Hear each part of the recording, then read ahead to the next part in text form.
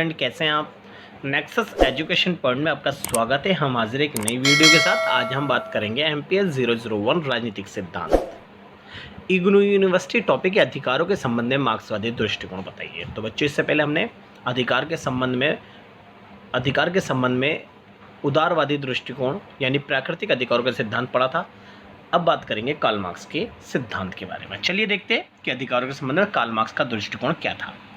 Karl Marx ने अधिकारों के संबंध में विस्तृत वर्णन किया। उसने अधिकार को आर्थिक परिस्थितियों या संपत्ति से जोड़ने का प्रयास किया। तो बच्चों, कार्ल मार्क्स ने अपनी पुस्तक अर्थशास्त्र में अधिकारों के संबंध में अपने विचार प्रस्तुत तो किए और उन्होंने अधिकार को सीधा सीधा आर्थिक तत्वों से यानी आर्थिक परिस्थितियों से जोड़ने का प्रयास किया। उनका मानना ये था कि संपूर्ण अधिकार जो थे वो आर्थिक शक्तिशाली वर्ग के पास चले गए। इनका मानना था कि जिस समाज के अंदर जो शक्तिशाली वर्ग है, जिसके पास आर्थिक शक्ति है, समाज के संपूर्ण अधिकार भी उनके ही हाथों में चले गए और वो आर्थिक शक्ति के माध्यम से संपूर्ण अधिकारों का प्रयोग करता है और अधिकारों के माध्यम से शक्तिहीन वर्गों का शोषण करता है। कार्ल मार्क्स अधिकार आर्थिक तत्वों से जुड़े हुए हैं, यानी कार्ल मार्क्स के अनुसार जो अधिकार होते हैं वो आर्थिक तत्वों से जुड़े होते हैं और अधिकारों का प्रयोग केवल वही वर्ग कर सकता है जिससे संपत्ति या आर्थिक तत्व प्राप्त होते हैं। अतः अधिकारों का असमान वितरण संपत्ति का असमान वितरण के कारण है। इसलिए अधिकारों के समान वितरण को लागू करने के लिए संपत्ति का असमान वितरण लागू करना आवश्यक है। कार्ल मार्क्स ने अधिकारों के संबंध में विस्तृत वर्णन किया। उसने अधिकारों का प्रयोग और अधिकारों की व्याख्या को स्पष्ट किया। अधिकारों के संबंध में मार्क्सवाद के दृष्टिकोण को निम्नलिखित प्रकार से समझा सकते हैं। तो कार्ल मार्क्स के अनुसार का अधिकारों का जन्म कैसे हुआ, तो चलिए देखते हैं। कार्ल मार्क्स जो था वह एक भौतिकवादी विचारक था और इनने शक्तिहीन वर्गों का समर्थन करा। इनका मानना यह था कि समाज में जिसके पास आर्थिक शक्ति होगी और वो आर्थिक शक्ति के माध्यम से संपूर्ण अधिकारों को अपने हित में कर लेगा और उन अधिकारों का प्रयोग करके शक्तिहीन समाज में जो शक्तिहीन वर्ग है, जो आर्थिक कारकों से वंचित वर्ग है, उनका वो शोषण करेगा। इसलिए कार्ल मार्क्स ने बोला कि इन अधिकार का प्रयोग करके समाज में जब शोषण इतना बढ़ेगा तो उस शोषण से परेशान होकर लोग क्रांति करेंगे और क्रांति के बाद समाज में बदलाव आएगा। तो चलिए देखते हैं कार्ल मार्क्स ने अधिकारों के संबंध में एक एक करके क्या बोला। चलिए, अधिकारों की उत्पत्ति और विकास। तो अधिकारों की उत्पत्ति के ऊपर इन्होंने बात करी। तो कार्ल मार्क्स के अनुसार देखते हैं अधिकारों की उत्पत्ति और विकास कैसे हुआ। कार्ल मार्क्स ने अधिकारों की उत्पत्ति और विकास को स्पष्ट किया। उसके अनुसार समय के साथ साथ अधिकारों में अनेक परिवर्तन हुए। इस आधार पर उसने अधिकारों की उत्पत्ति को निम्नलिखित 3 प्रकार से स्पष्ट किया। पहला, अधिकारों की उत्पत्ति। अधिकारों की उत्पत्ति क्या थी, दिए गए ध्यान से देखते हैं। तो मार्क्स के अनुसार मानव जीवन के प्रारंभ में समाज में संसाधन अधिक थे और इसका उपयोग करने वाले लोगों की संख्या बहुत कम थी। तो अधिकारों की उत्पत्ति के लिए इसलिए सभी संसाधनों पर लोगों का सामूहिक स्वामित्व था। निजी अधिकारों का अभाव था। अतः सभी के समान अधिकारों के कारण शोषण और असमानता की कोई समस्या नहीं थी।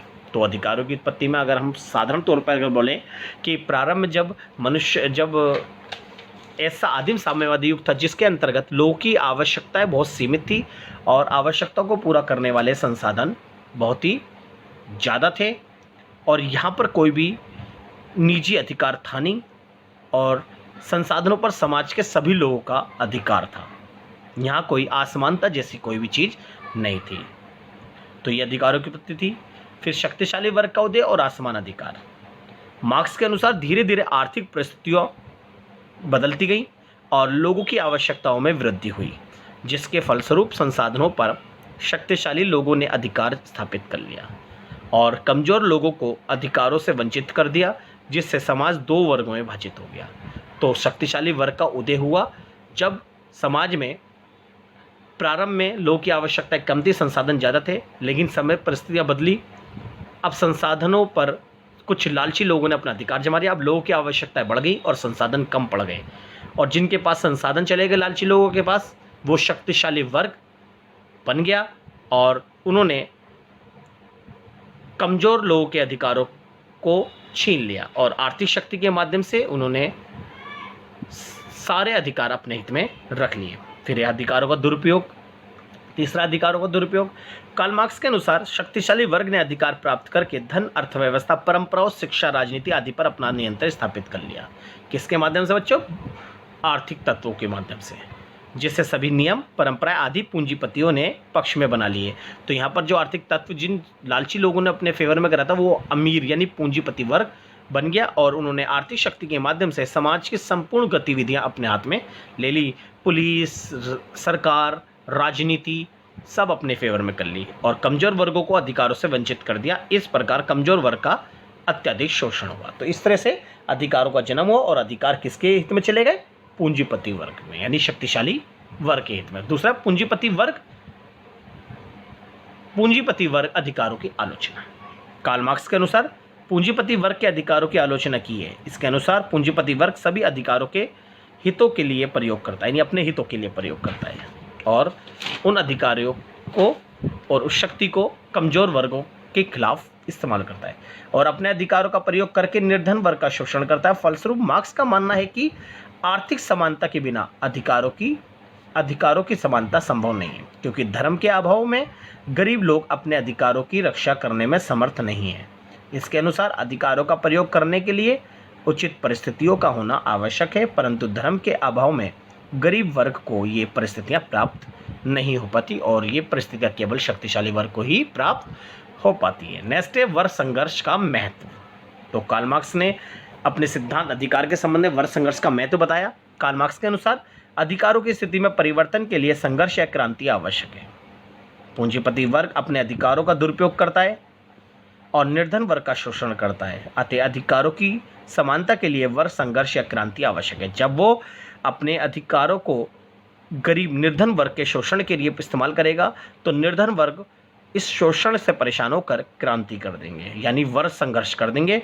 और यहाँ पर इस संघर्ष में दो वर्ग होंगे, एक शक्तिशाली वर्ग, एक शक्तिहीन वर्ग, और इस वर्ग संघर्ष में विजय उसकी प्राप्त होगी जिसकी सदस्य संख्या ज़्यादा होगी, क्योंकि समाज में निर्धन वर्ग ज़्यादा होते हैं, इसलिए निर्धन वर्ग इस क्रांति में विजय प्राप्त होंगे और सारे पूंजीपति और अधिक पूंजीपतियों का खात्मा कर देंगे समाज में, और जो पूंजीपतियों के अधिकार होंगे वो भी पूंजीपति वर्ग के साथ समाप्त हो जाएंगे। अब समाज में केवल एक वर्ग बचेगा, वो होगा शक्तिहीन वर्ग, यानी समाज में वर्ग विहीन समाज की स्थापना होगी और वर्ग विहीन समाज में अब स्थापना कौन सी सरकार की स्थापना होगी? साम्यवादी सरकार। यानी कार्ल मार्क्स ने बोला वर्ग संघर्ष यानी क्रांति के बाद समाज में केवल साम्यवादी सरकार की स्थापना होगी और साम्यवादी सरकार गरीबों के हित के लिए कार्य करेगी। नेक्स्ट है साम्यवादी व्यवस्था और अधिकार, यानी महत्व की जगह अधिकार भी लिख सकते हो बेटा।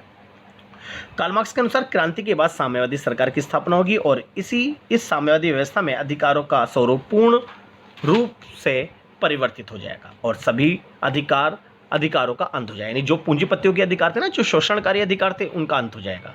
जो पूंजीपति पूंजीवाद को बढ़ावा देते हैं, इस व्यवस्था में लोगों को प्रारंभ में श्रम के अनुसार वेतन दिया जाएगा, इसलिए सभी लोगों को एक समान वेतन प्राप्त नहीं होगा। यानी जितना व्यक्ति श्रम करेगा उसको उतना वेतन मिलेगा, परंतु विभिन्न लोगों की आवश्यकताएं अलग अलग होती हैं, इसलिए सभी को समान वेतन दिया जाए तो एक व्यक्ति जिसकी आवश्यकता कम हो वो बचत करके पूंजीपति बन जाएगा। इसलिए साम्यवाद की स्थापना के बाद धीरे धीरे सभी व्यक्तियों को उनकी योग्यता के अनुसार कार्य दिया जाएगा और आवश्यकता के अनुसार वेतन भी दिया जाएगा। तो इस तरह से कार्ल मार्क्स के अधिकारों के संबंध में विचार थे। अब बात करते हैं इनके आलोचना के बारे में। पहली आलोचना है अधिकार सभी को प्राप्त, यानी आधुनिक युग में के राज्य का स्वरूप कल्याणकारी है, इसलिए राज्य लोगों के कल्याण के लिए सभी लोगों को अधिक से अधिक अधिकार प्रदान करने का समर्थन करता है। इसलिए मार्क्स की ये अवधारणा उचित नहीं है कि अधिकार केवल पूंजीपति वर्ग को ही प्राप्त होंगे। नेक्स्ट है अधिकार प्राप्ति के लिए क्रांति आवश्यक। कार्ल मार्क्स ये कहता है कि अधिकार की प्राप्ति के लिए क्रांति आवश्यक है। मार्क्स के अनुसार अधिकार प्राप्त करने के लिए क्रांति आवश्यक है, परंतु ये उचित नहीं है, क्योंकि आधुनिक युग में अधिकार प्राप्त करने के लिए क्रांति आवश्यक नहीं है, परंतु ये उचित नहीं है, क्योंकि आधुनिक युग में आप तो पता ही है, आधुनिक युग में जो आपको अधिकार मिले वो क्रांति से नहीं मिले बल्कि वो संविधान से मिले, क्योंकि अधिकार हमें वोट देने का अधिकार भी हमें संविधान से मिला। इसलिए कार्ल मार्क्स की विचारधारा उचित नहीं है। ये इसकी सबसे बड़ी आलोचना है कि अधिकार प्राप्ति के लिए क्रांति आवश्यक है, परंतु मनुष्य को अधिकार प्राप्त करने के लिए क्रांति आवश्यक नहीं होती, बल्कि अधिकारों को प्राप्त करने के लिए हमें कानून का पालन करना आवश्यक होता है। नेक्स्ट है कानूनों का द्वारा अधिकार की रक्षा। जी, मार्क्स के अनुसार निर्धन वर्गों के अधिकारों की रक्षा संभव नहीं है, परंतु आधुनिक युग में अधिकार कानूनों के माध्यम से प्रदान किए जाते हैं और ये निर्धन वर्गों को भी कानूनों के माध्यम से अधिकार की रक्षा का अवसर मिलता है, इसलिए कानून के द्वारा अधिकारों की रक्षा संभव है। अब नेक्स्ट है सीमित अधिकार उचित नहीं है।